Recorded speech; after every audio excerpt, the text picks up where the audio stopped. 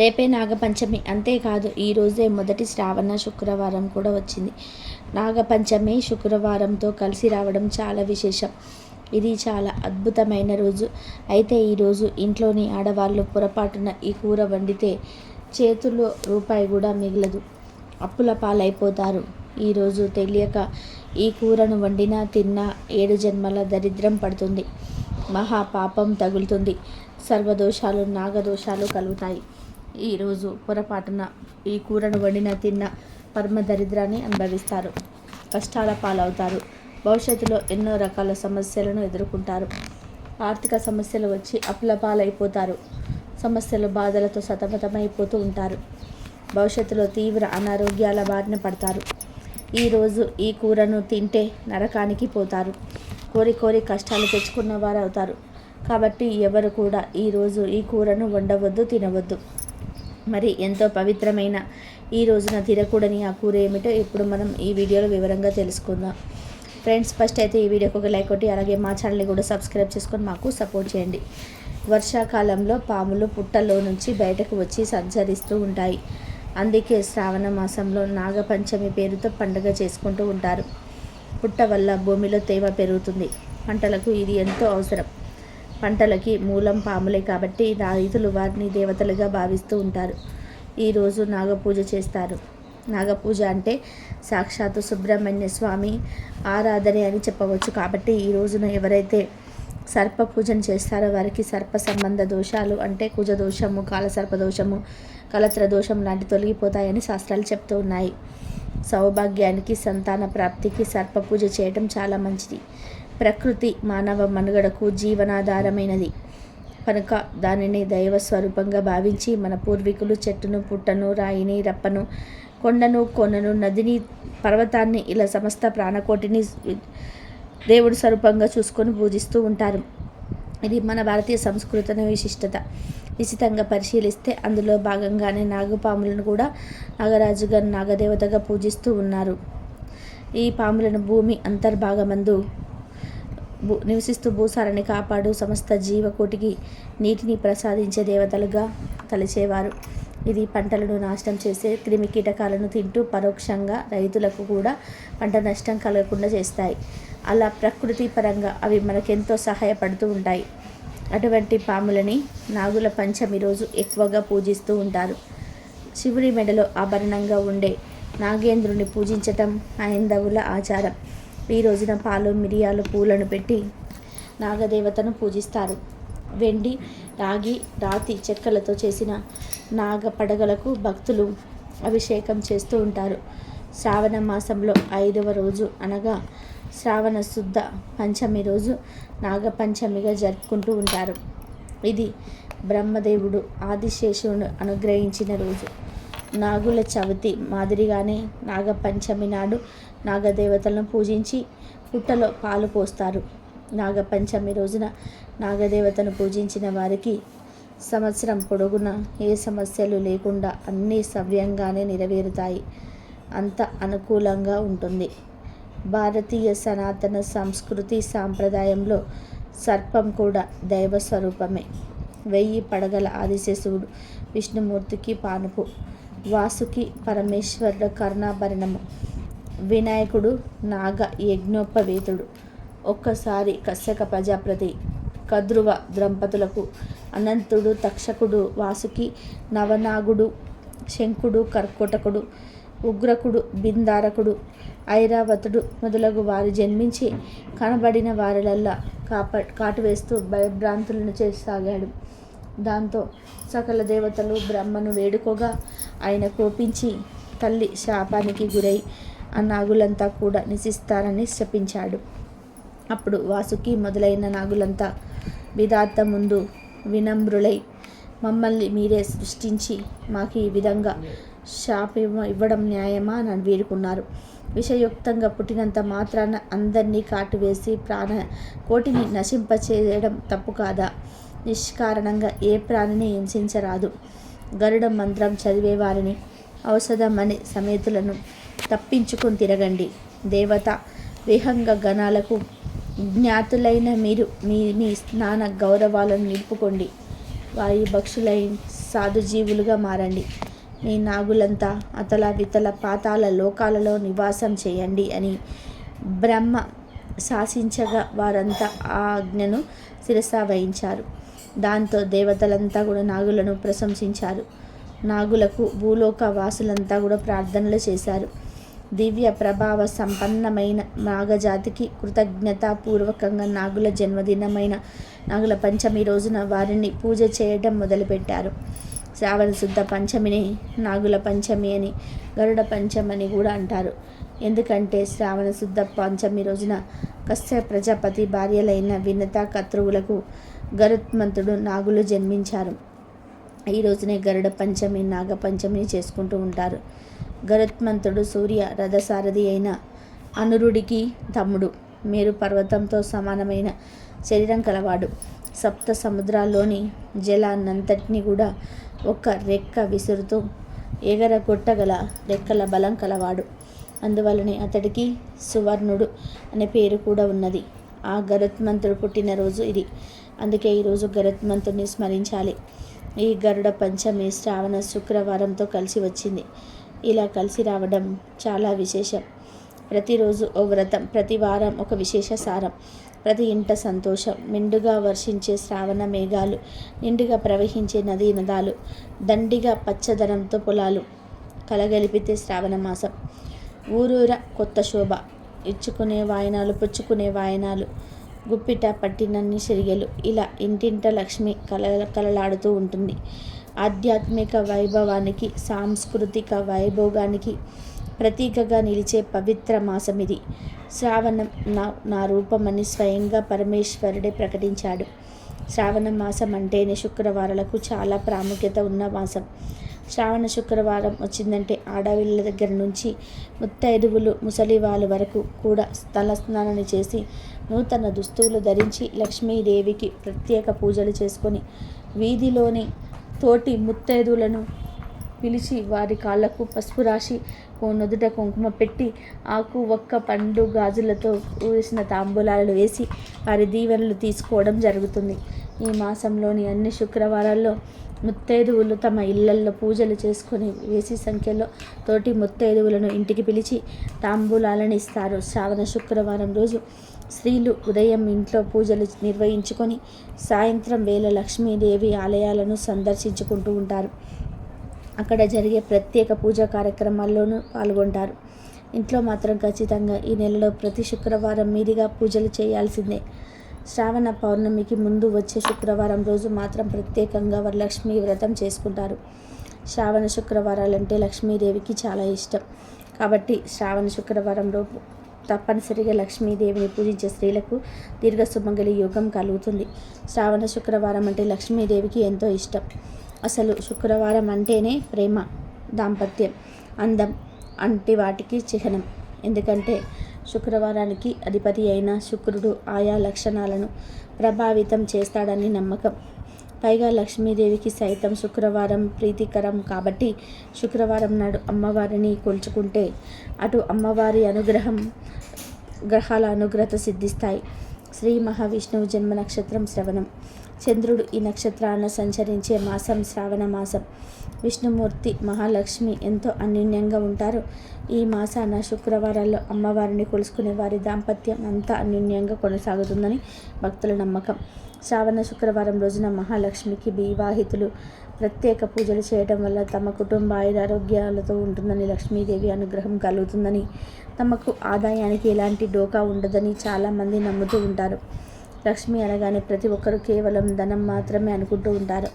కానీ లక్ష్మి అంటే ధైర్యము, విద్య, ధ్యానము, విజయము, పరపతి, గుణము, సంతానము వంటి కోరికలన్నీ కూడా నెరవేరుస్తుంది. కైలాసంలో పార్వతీదేవిగా, పాల సముద్రంలో పుట్టిన సింధు కన్యగా, స్వర్గంలో స్వర్గలక్ష్మిగా, భూలోకంలో లక్ష్మీదేవిగా, వైకుంఠంలో శ్రీ మహాలక్ష్మిగా, బ్రహ్మలోకంలో వాగ్దేవి రూపంలో సరస్వతిగా, గంగా తులసిగా వాసిస్తున్నది ఆ లక్ష్మీదేవియే.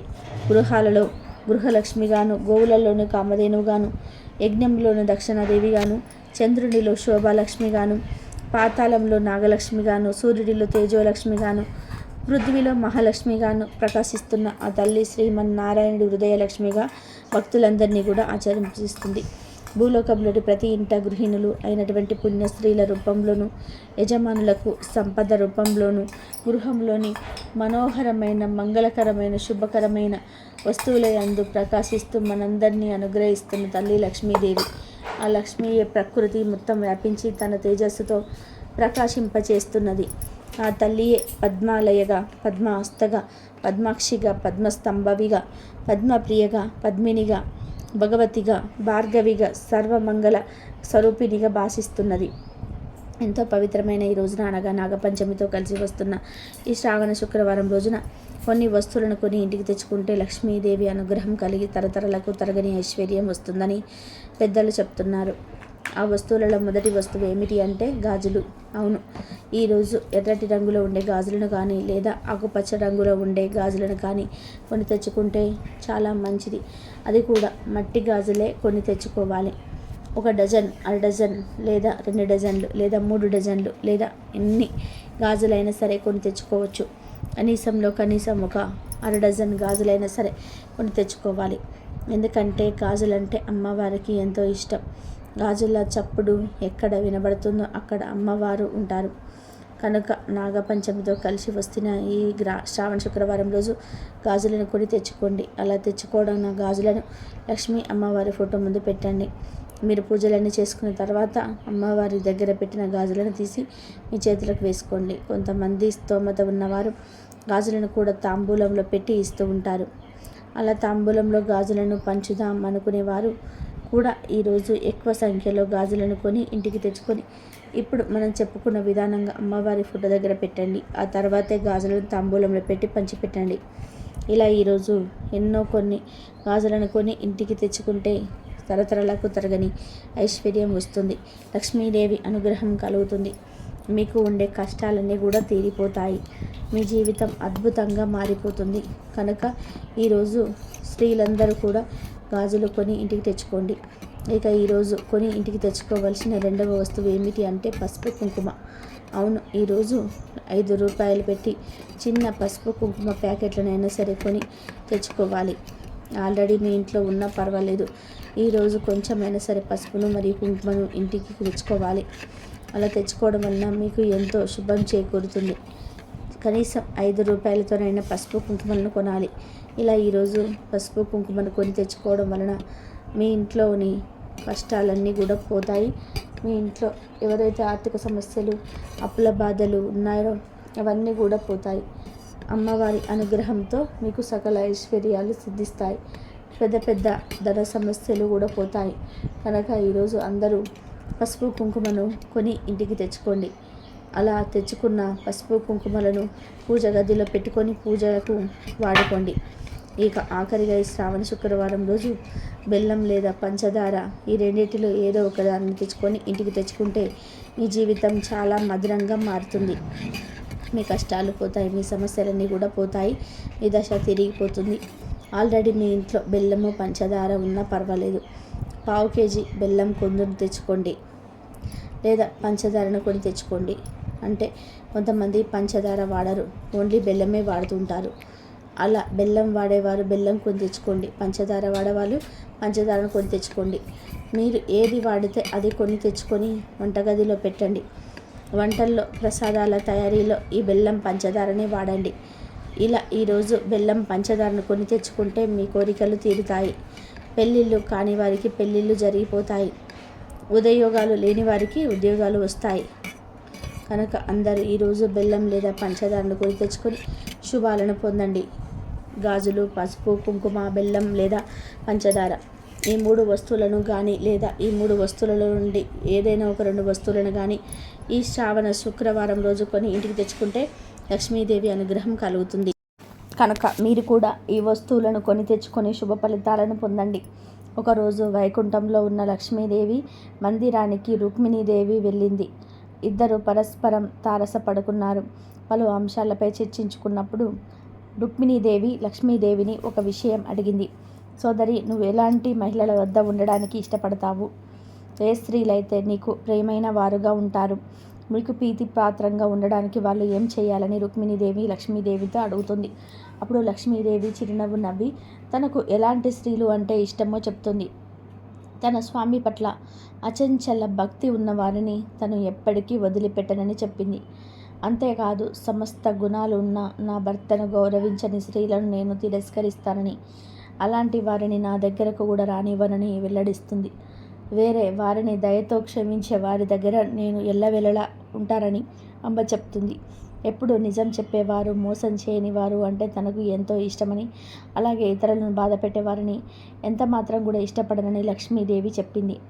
పవిత్రంగా ఉండి నిర్దిష్టంగా నడవడికను కలిగి దేవతలను, బ్రాహ్మణులను పూర్తి గౌరవాలతో చూసే స్త్రీలు పతివ్రతలైన స్త్రీలంటే తనకి ఇష్టమని లక్ష్మీదేవి వెల్లడిస్తుంది.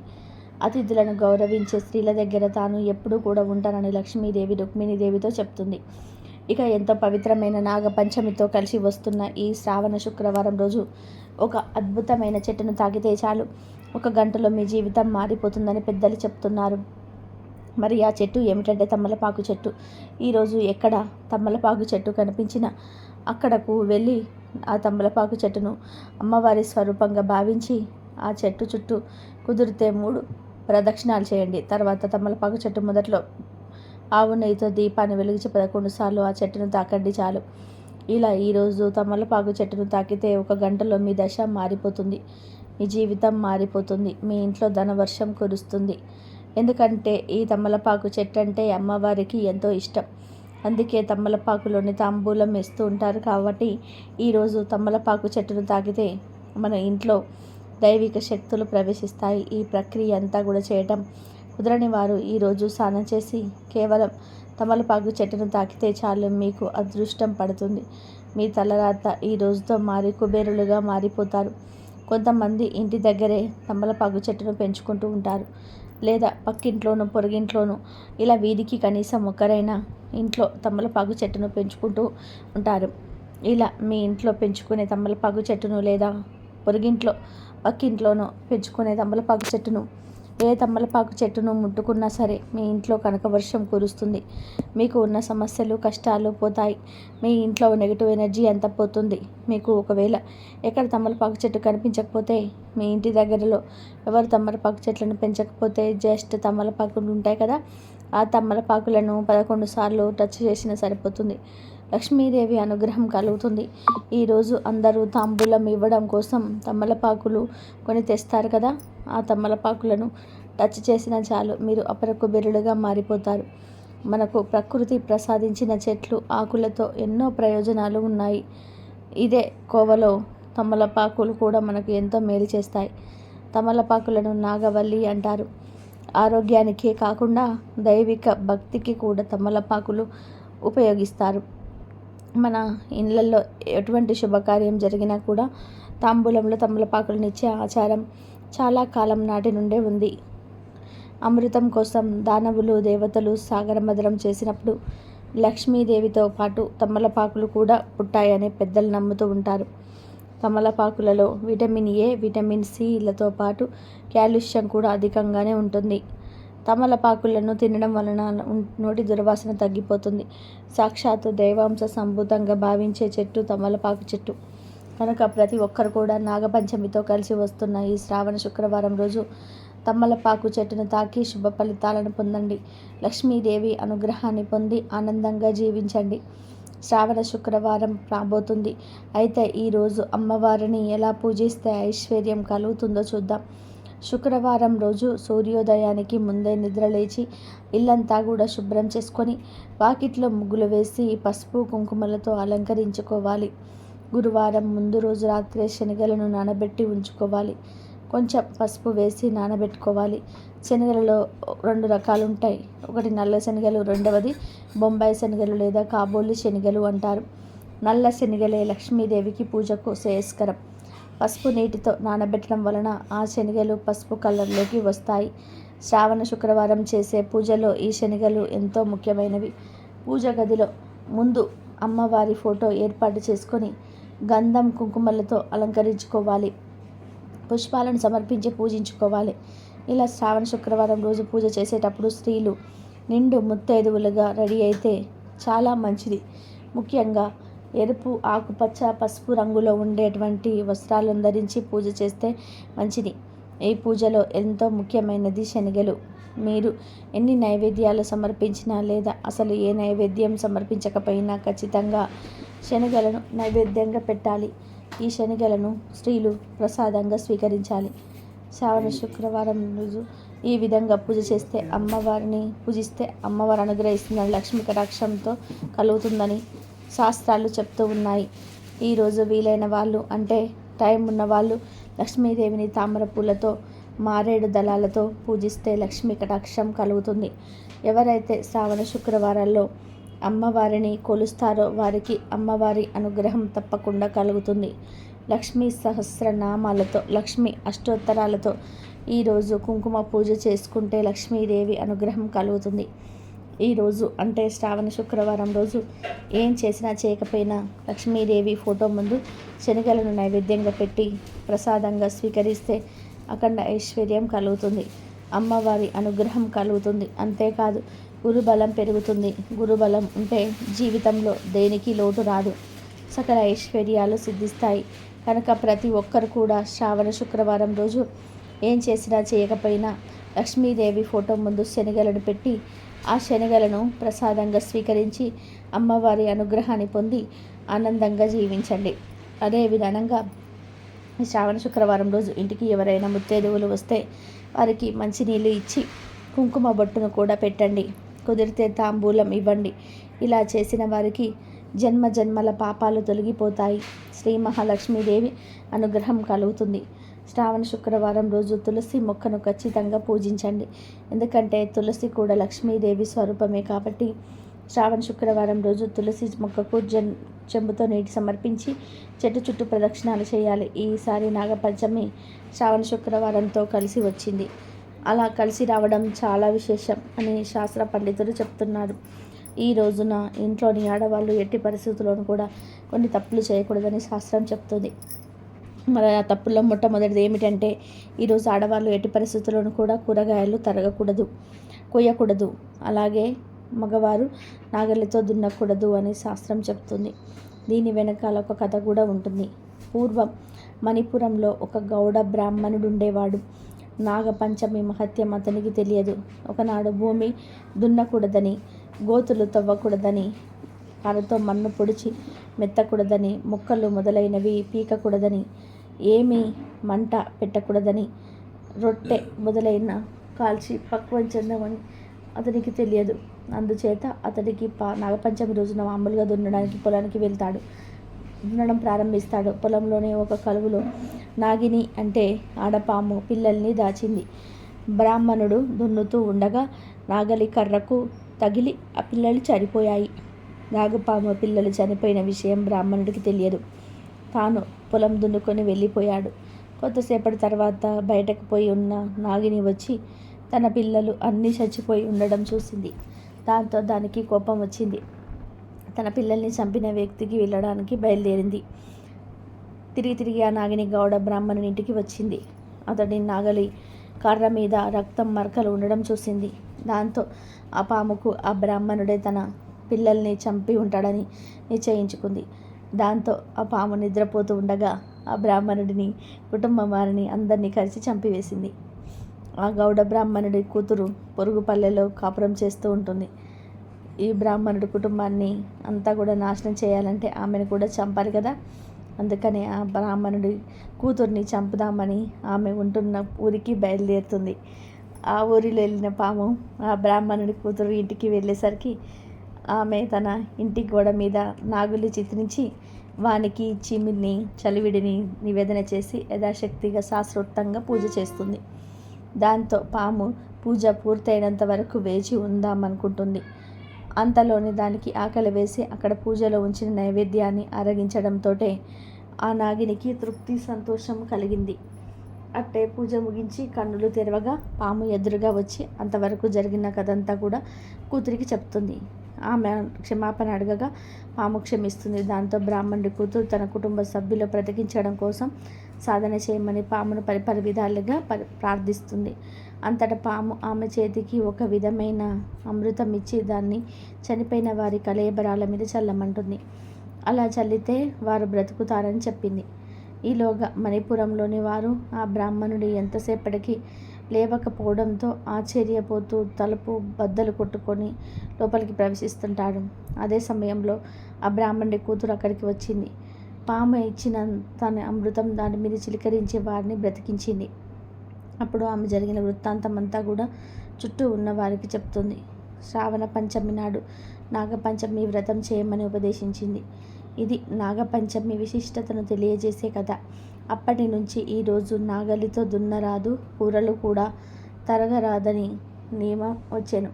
కనుక ఈరోజు కూరగాయలు కట్ చేయడానికి కూడా కత్తిపీటను, చాకులను వాడకూడదు. తెలియక వాడితే సర్వదేవతలకు కోపం వస్తుంది. అలాగే ఈరోజు ఎటువంటి పనిముట్లను ఉపయోగించకూడదు. ఈరోజు పదునుగా ఉండే పనిముట్లు ఉపయోగించినా కూడా సర్పదేవతలకు కోపం వస్తుంది.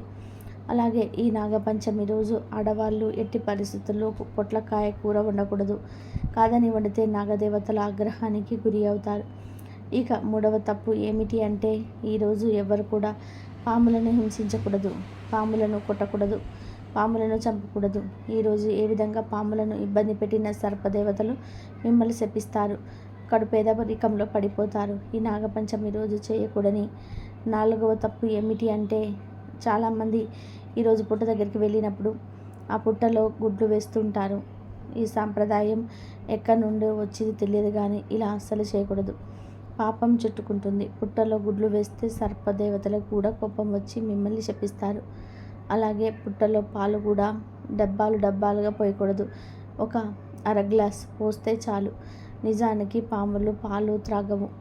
అలాగే ఈ నాగపంచమి రోజు మైలలో ఉన్న స్త్రీలు పుట్ట దగ్గరికి వెళ్ళకూడదు, ఎలాంటి పూజలు చేయకూడదు. కాదని పుట్ట దగ్గరికి వెళ్ళిన నాగులకు పూజలు చేసిన సర్పదోషాల శాపానికి గురి అవుతారు. అలాగే ఈరోజు స్త్రీలు కంటతడి పెట్టకూడదు, అంటే ఏడవకూడదు. అంతేకాదు ఈరోజు భార్యాభర్తలు దాంపత్య సుఖానికి దూరంగా ఉండాలి, బ్రహ్మచర్యం పాటించాలి. కాబట్టి స్త్రీలు ఈ నాగపంచమి రోజు ఈ తప్పులు చేయకుండా జాగ్రత్త పడండి. ఇంకా ఎంతో పవిత్రమైన శ్రావణ శుక్రవారంతో కలిసి వస్తున్న ఈ నాగపంచమి రోజు ఉదయం మరియు సాయంత్రం స్నానం చేసే నీటిలో పుట్ట మన్నును కానీ లేదా 7 తులసి ఆకులను కానీ లేదా 1 స్పూన్ గల్లుడుపును కానీ వేసుకొని స్నానం చేస్తే చాలా మంచిది. మీకు ఉన్న దరిద్రము దోషాలు మొత్తం పోతాయి.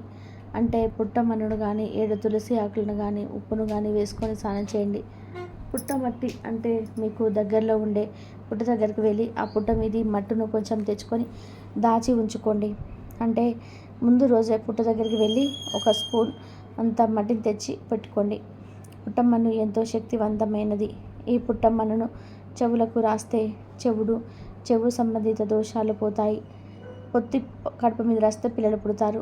అలాగే ఈ పుట్టమన్నును 1 చెంచాడు అంత నీటిలో కలిపి స్నానం చేసుకుంటే మీ శరీరంలోని రోగాలు దోషాలు పోతాయి. మీ శరీరానికి నూతన ఉత్తేజం వస్తుంది. కనుక కుదిరితే పుట్టమన్ను నీటిలో కలుపుకొని స్నానం చేయండి. కొంతమందికి పుట్టమన్ను దొరకదు. అటువంటి వారు 7 తులసి ఆకులను తెచ్చుకొని లైట్గా చేతితో నలిపి నీటిలో వేసుకొని స్నానం చేయండి. ఈ తులసి ఆకులను పూజలు చేయని తులసి చెట్టు నుండి కోసి తెచ్చుకోవాలి. పూజలు చేసే తులసి చెట్టు నుండి కోయకూడదు. తులసి ఆకులు, పుట్టమన్ను ఈ 2 దొరకని వారు 1 స్పూన్ గల్లుడుప్పును నీటిలో కలుపుకొని స్నానం చేయండి. ఇలా ఈ పవిత్రమైన రోజున పుట్టమన్నును కానీ 7 తులసి ఆకులను కానీ గల్లుడుప్పును కానీ నీటిలో వేసుకొని స్నానం చేస్తే గంటలో మీకున్న దరిద్రము దోషాలు పాపాలు మొత్తం కూడా పోతాయి. కనుక ప్రతి ఒక్కరు కూడా ఈరోజు ఈ విధంగా స్నానం చేసి శుభ ఫలితాలను పొందండి. పుట్టలో పాలు పోస్తారు. ఈరోజు పుట్ట మట్టిని తీసి పిల్లల చెవులకు రాస్తారు. ఆ చేస్తే చెవుడు పోతుంది, చెవికి సంబంధించిన దోషాలు పోతాయి. పిల్లలు లేనివారు పుట్టలో పాలు పోసి పుట్ట మట్టిని పొత్తి కడుపుకు రాసుకుంటూ ఉంటారు. అలా రాసుకోవడం వలన పిల్లలు పుడతారు అనే నమ్మకం ఉంది. అసలు ఈరోజు పుట్టలో పాలు పోస్తే పిల్లలు ఎలా కలుగుతారని అంత సంశయం కలుగుతుంది. దీని వెనకాల ఒక కారణం ఉంటుంది.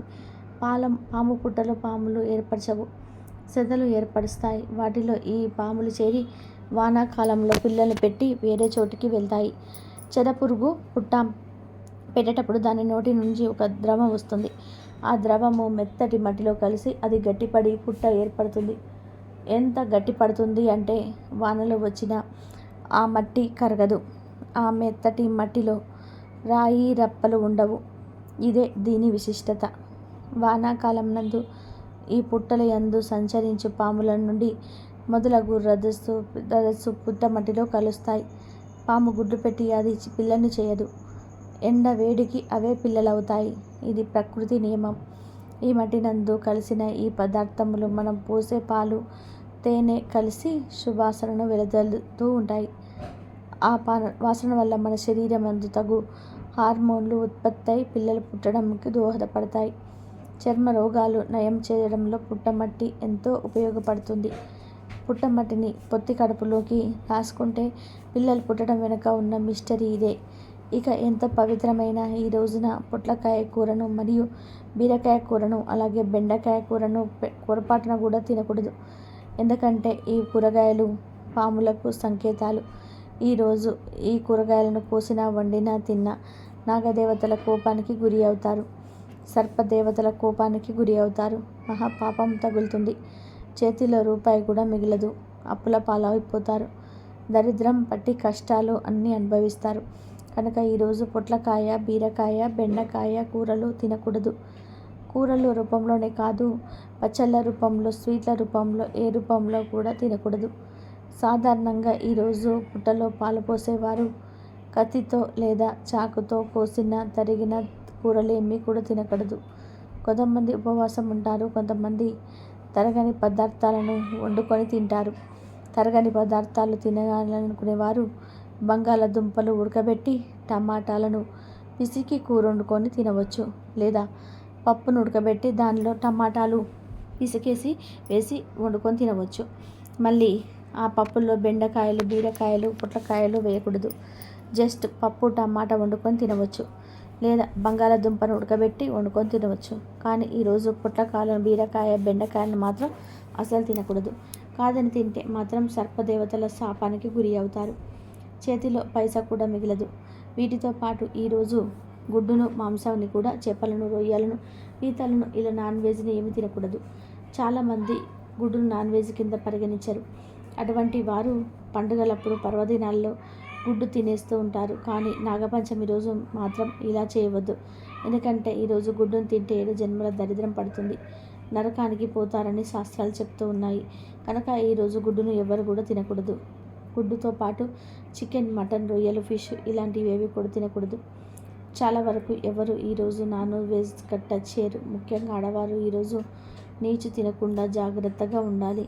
కానీ కొంతమంది మగవాళ్ళు ఈరోజు నాన్ వెజ్ కొని తెచ్చి ఆడవారిని వండమని ఇబ్బంది పెడుతూ ఉంటారు. దయచేసి మగవారు ఎవరు కూడా అలా చేయవద్దు. ఆడవారు కూడా ఖచ్చితంగా ఈరోజు నాన్ వెజ్ వండనని చెప్పేయండి.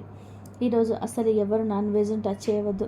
కూరగాయల రూపంలో కాదు, బయట నూడిల్స్ పళ్ళ దగ్గర కూడా egg noodles, chicken noodles, egg manchuria, chicken manchuria, momos, wings, పిజ్జాలు, బర్గర్లు ఇవేవి కూడా నాన్ వెజ్ ఐటమ్స్ తినవద్దు. కాదని ఈరోజు నాన్ వెజ్ తిన్నారంటే మాత్రం 7 జన్మల దరిద్రం పడుతుంది. సర్పదేవతల ఆగ్రహానికి గురి అవుతారు. పొట్లకాయ, బీరకాయ, బెండకాయ నాన్ వెజ్ ఈ 4 కూరలను ఈరోజు ఎవరు వండవద్దు, తినవద్దు. కాదని తింటే మాత్రం 7 జన్మల దరిద్రం పడుతుంది. మహాపాపం తగులుతుంది. సర్వదోషాలు, నాగదోషాలు కలుగుతాయి. ఈరోజు పొరపాటున ఈ కూరను వండినా, తిన్నా పరమ దరిద్రాన్ని అనుభవిస్తారు. కష్టాల పాలవుతారు. భవిష్యత్తులో ఎన్నో రకాల సమస్యలను ఎదుర్కొంటారు. ఆర్థిక సమస్యలు వచ్చి అప్పుల పాలైపోతారు. సమస్యలు, బాధలతో సతమతమైపోతారు. భవిష్యత్తులో తీవ్ర అనారోగ్యాల బారిన పడతారు. ఈరోజు ఈ కూరను తింటే నరకానికి పోతారు. కోరి కష్టాలు తెచ్చుకున్న వారు అవుతారు. కనుక ఈరోజు అందరూ తప్పక ఈ ఆహార నియమాలను పాటించండి. సనాతన భారతీయ సంస్కృతిలో నాగపూజకు ఒక విశిష్టత ఉంటుంది. తరతరాలుగా నాగపూజ సాంప్రదాయంగా కొనసాగుతుంది. నాగపంచమి ప్రాముఖ్యతను సాక్షాత్తు పరమేశ్వరుడే స్కాంద పురాణంలో వివరించాడు. దేశమంతటా పలు దేవాలయాల్లోనూ మెలికలతో ఉన్న నాగేంద్రుడి విగ్రహాలను కనిపిస్తూ ఉంటాయి. ఈ నాగపంచమి రోజు నాగేంద్రుని అర్చిస్తే సర్వరోగాలు పోయి సౌభాగ్యవంతులు అవుతారని భారతీయుల నమ్మకం. ఈ మానవ శరీరం అనే పుట్టుకకు 9 రంధ్రాలు ఉంటాయి. వాటిని నవరంధ్రాలు అంటారు. మానవ శరీరంలో నాడులతో నిండి ఉన్న వెన్నెముకను వెన్నుబాము అంటారు. అందులో కుండలిని శక్తి మూలాధార చక్రంలో పాము ఆకారంలో ఉంటుందని యోగశాస్త్రం చెప్తుంది.